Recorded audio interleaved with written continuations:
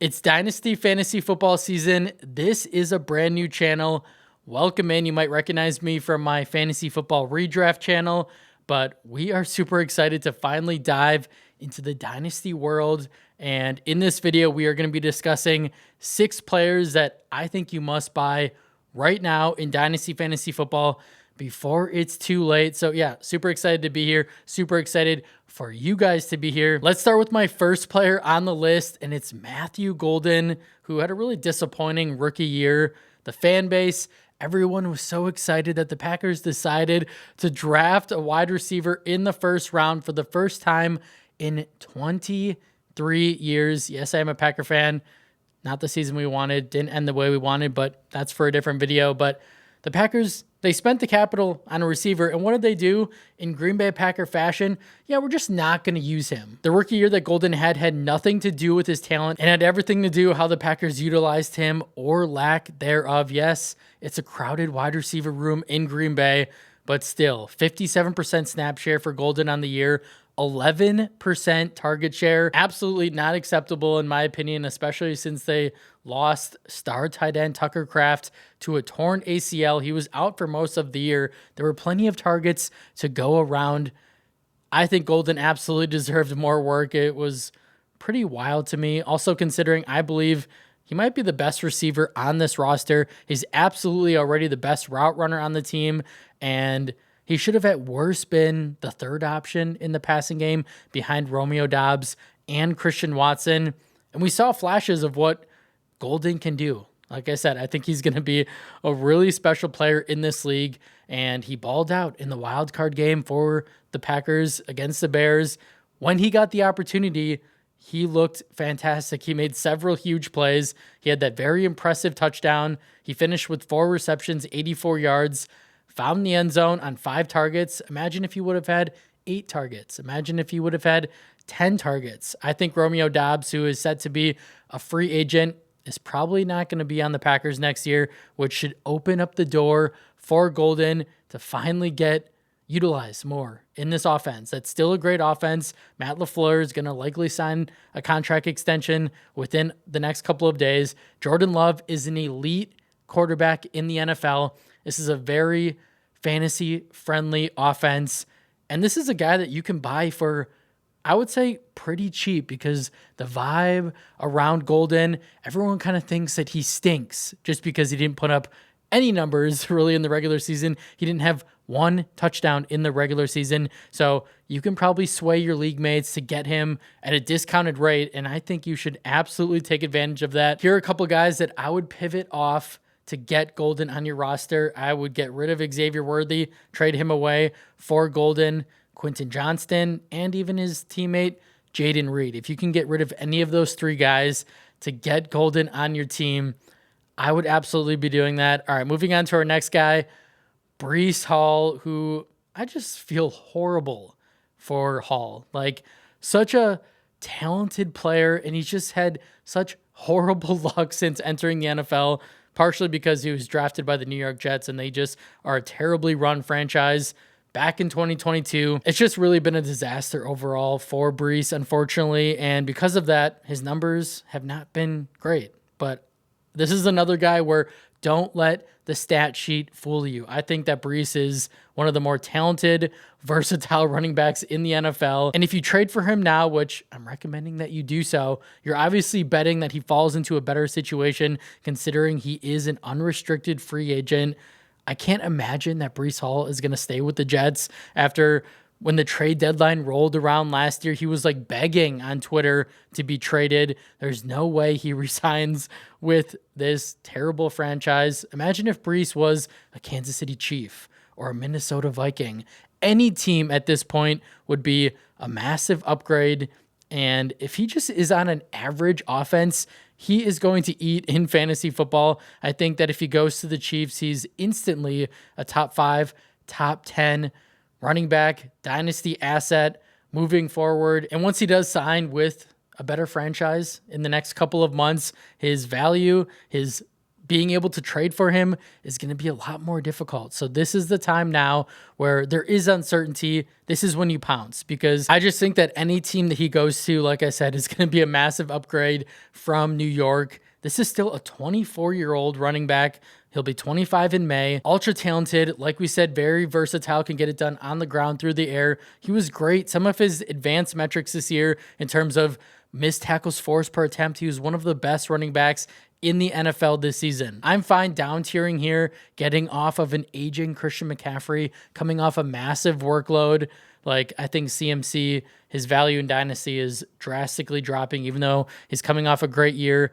I am out on CMC.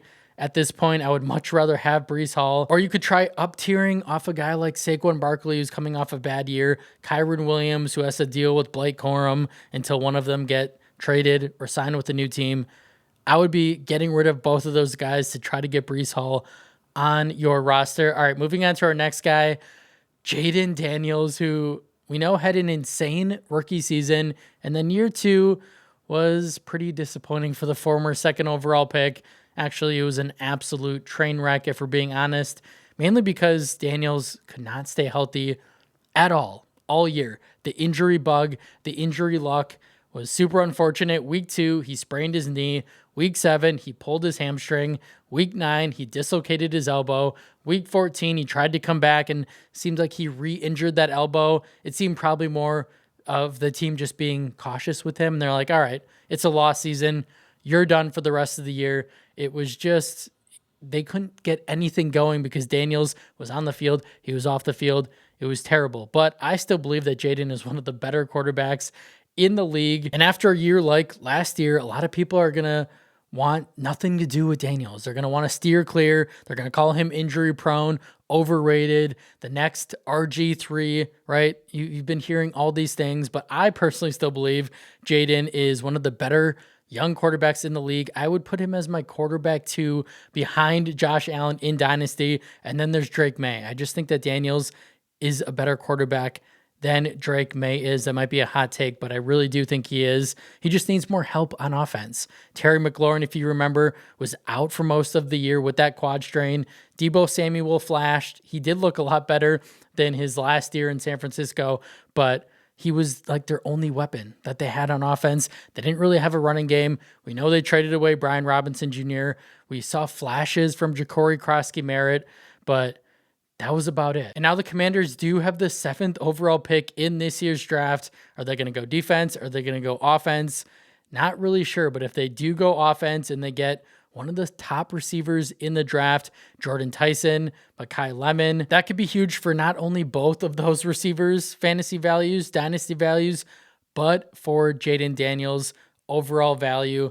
And let's not forget, Jayden was the quarterback 5 in fantasy points per game his rookie year. I think he's going to have a monster bounce back 2026 season and beyond. Yes, they're going to have to get a new offensive coordinator. Cliff Kingsbury got fired, but let's say they get Mike McDaniel as offensive coordinator, right? They just need to get another smart mind to help guide this offense. I think Daniels is obviously a cornerstone player in Dynasty, a top 5 Dynasty quarterback. Like I said, he's my QB2 right now, and you can get a discount for him. This is when you pounce, when the market value on him is down, when everyone is discouraged, when he's coming off a fluky year. This is when you try to get him on your team for a discount. I would be absolutely taking advantage of this if possible. If we're talking trading, I have no problem pivoting off Lamar Jackson to get Daniels on your roster. Down tiering, you could down tier from Drake May to Jayden Daniels. I have no problem with that either. If you wanted to up tier off Caleb Williams, who's running hot right now, coming off a massive playoff win against the Packers, and another piece to get Daniels on your roster, I have no problem doing that as well. Or even Justin Herbert and a piece. Might be a little more difficult to pull that off right now because the vibe around Justin Herbert is horrible right now, as he did not look great in the wild card round. He's now 0-3 in the playoffs, but still worth a shot. All right, moving on to our next guy, Ashton Jeanty. This is another guy where people are kind of down on Jeanty. He had a brutal rookie year based on your expectations, based on where you drafted him. but don't fear. I think Genty showed us that he's the same player that he was in college. His crazy tackle breaking ability carried over to the next level. He just happened to be in a horrendous, absolutely terrible situation in Las Vegas, from quarterback to head coach to offensive line. Geno Smith reverted back into one of the worst quarterbacks in the NFL. This offensive line, the talent that they had on the line got injured, and then everyone else just stunk. It was like a high school offensive line out there. The coaching staff, the offensive coordinator, both were terrible. Vegas, though, has cleaned house.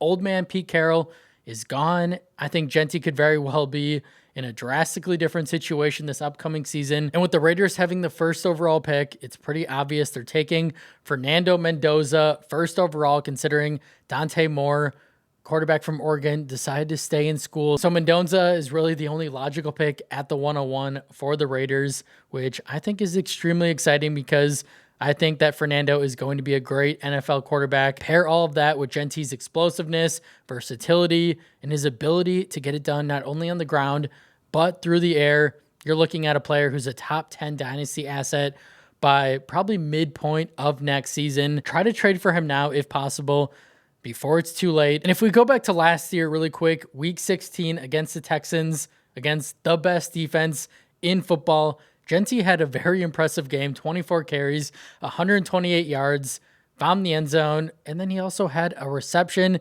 for 60 yards, took that to the house as well, 31.8 fantasy points, 93% snap share. All of that is truly elite. It shows us what Genty is capable of in the NFL. He's obviously a true workhorse back that's probably going to be one of the best running backs in football for a very long time. He's going to be part of that 1A tier with Bijan Robinson, Jahmyr Gibbs. There's not really a great pivot for Genty, but if you want a down tier and trade away Devon Achane to get Genty on your roster, I don't have a huge problem with that, considering there's a lot of question marks in Miami. No Mike McDaniels, no Tua. What's that offense going to look like? We don't really know. I do love Achane. I think he's a great player, but Genty seems like his arrow is pointing up, and there's a lot of question marks around Achane, and Genty obviously is 2 years younger, so you like that in Dynasty. If you want to up tier and try to get rid of Omarion Hampton, Jonathan Taylor, even Travion Henderson, obviously you'd have to add in another piece to get Genty. I think those are some nice options as well. All right, moving on to our next guy, Ladd McConkey, another guy. I think Ladd is probably one of the best buy lows in all of Dynasty Fantasy Football right now, because from week 11 on, it was really bad. He had a total of 158 receiving yards from week 11 on total. That is horrendous, but I don't think he deserves all the blame. It looked like it was going to be really fun, positive, huge season for the Chargers, and it kind of all really fell apart when stud offensive lineman Joe Alt was done for the season in week 9. If you remember, they lost arguably their best offensive lineman in Rashawn Slater during training camp. So they were already down one huge piece. Then you take away Alt, and they couldn't recover. It was pretty hard to put together a solid offensive line when you lose two key pieces on it. But from weeks 5 to 10, Ladd was playing similar to what we saw from his rookie year. If you remember, in year 2, started off really slow. Then he got hot. From weeks 5 to 10, he was averaging 8.7 targets per game, 76.2 receiving yards per game, 2.22 yards per route run, 17.5 fantasy points per game. Over those 6 games, everyone was like, oh yeah, Ladd is clearly the wide receiver 1 on this offense. But Justin Herbert also broke a bone in his non-throwing hand. There's just a lot of unfortunate things that happened, and this offense really just started to crumble, unfortunately. I do believe, though, Ladd is one of the better route runners in the NFL, and he still has an elite quarterback in Justin Herbert throwing him the football, even though Herbert kind of ended the year on a really sour note. Heading into 2026, this offensive line is going to be healthy. They're going to have Slater. They're going to have Joe Alt. Herbert, like I said, still a really good player. And this wide receiver room could open up a little bit. Keenan Allen likely is going to retire or not be on the roster anymore. And that's a good thing for McConkey, because Keenan Allen, old man Keenan Allen, out-targeted Ladd last year 130 to 10. That cannot happen. That won't happen going forward, especially if Keenan Allen does decide to hang it up. We also know Greg Roman, offensive coordinator, who I don't think is very good. And maybe the Chargers don't either because they just fired him. He's gone. They're going to get a new offensive coordinator, a fresh start. Even after a rocky end to the season, I still think the arrow is pointing up for McConkey, even if it's hard to see. He's going to be a good receiver in this league. I think he could be a great receiver in this league, and I would absolutely be looking to acquire him for cheap as soon as possible. In terms of trading, if you want to pivot off Rome Odunze for Ladd, I have no problem doing that just because the Bears offense is very crowded. I think if you want to own one pass catcher right now in Chicago, it's Colston Loveland. In terms of down tiering, I have no problem trading away Rashee Rice for Ladd McConkey and a draft pick because Rice is having issues, off-field issues yet again. I think he could be in some big-time trouble. I also just think he's a little more overrated than people think. In terms of up-tiering options, Marvin Harrison Jr., Brian Thomas Jr., or T. Higgins, if you can move off of all of those guys to try to get Ladd McConkey, I would be doing that, especially considering I think Michael Wilson is going to be the alpha wide receiver one on this Cardinals offense. All right, moving on to our last guy, Justin Jefferson. You're kind of catching the theme, right? A lot of these guys on this list are coming off bad years, and that's when the buying opportunity is the most important. This is when you pounce on these really talented players that are just coming off rough seasons that I don't think will continue. This was by far Jefferson's worst season of his career, and none of it was really his fault, if we're being honest. It was a quarterback problem. We know Jefferson was serviceable when Carson Wentz was under center, but then he suffered a season-ending injury, and Jefferson was unfortunately stuck with J.J. McCarthy, who is not a good NFL quarterback. McCarthy needs to ride the bench for a couple years and learn because he is not ready. And you better bet your bottom dollar that the Vikings are going to bring in some quarterback competition this offseason. Kyler Murray, Malik Willis, Joe Flacco, I don't care, Marcus Mariota. Anyone is better than McCarthy right now, who honestly, like I said, he just needs to ride the bench for a couple of years and learn because right now he is not it. And yeah, he was the 10th overall pick in 2024, but I don't care. It's evident that head coach Kevin O'Connell, this whole upper management, they want to win now. And you can tell by all their interviews, they don't believe in McCarthy. It's pretty clear that I'm betting that JJ will not be the starter next season. Justin Jefferson will be 27 in June, but I think he has plenty of elite production ahead of him. I'd say 3 years at the worst. Like, look at what Devontae Adams is doing right now at age 33, right? Jefferson has a lot left in the tank. He just needs a quarterback that can get him the football. Jefferson also was a top 5 wide receiver in fantasy points per game from 2021 to 2024. And yeah, he put up 1,400 yards and 7 touchdowns as a rookie. Like, people who are doubting Jefferson are absolutely crazy. But you want, if he's not on your team, that's what you want. You want your league mates to be down on Jefferson because that's when you pounce. That's when you get him on your roster. Don't let recency bias get the best of you. Jefferson is an absolute superstar in this league and will be a huge piece in Dynasty for a very long time. In terms of talking trades, I would maybe pivot off of CeeDee Lamb, but outside of that, there's not a ton of like great down tier, up tier options. Just do whatever it takes to get Jefferson on your roster because I do think he's going to have a huge year and Minnesota is going to have a new quarterback. That's all I have for you guys today. Again, welcome to the channel. You guys are the best. All I ask is if you got anything, if you took away anything from the video, if you can please like the video, subscribe to the channel, leave a comment down below, and I'll see you in the next one.